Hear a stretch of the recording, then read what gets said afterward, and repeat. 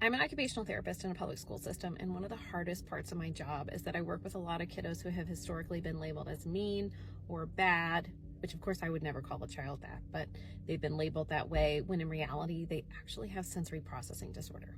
A big part of my job is collaborating with teachers to support kids who struggle in the classroom environment.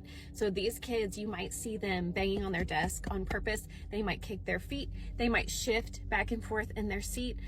These kids often bump into other kids in line in a way that makes the teacher feel frustrated. Like, why are you doing this? You're obviously doing it on purpose.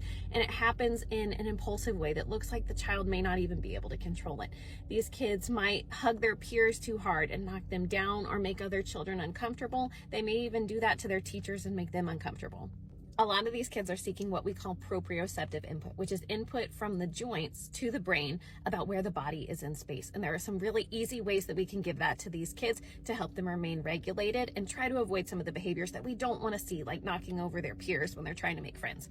So we can give them crunchy snacks, which provide proprioceptive input to the mouth.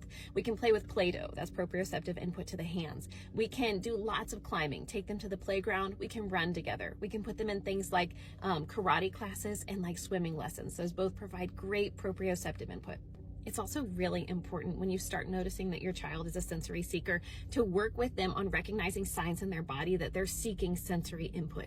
We can say very simple things like, I notice that your body wants to move. Why don't we do jumping jacks? Why don't we bear crawl? Why don't we crab walk? Why don't we do a quick obstacle course to help the child recognize this is what I'm feeling in my body and connect it with the sensation that makes them feel better.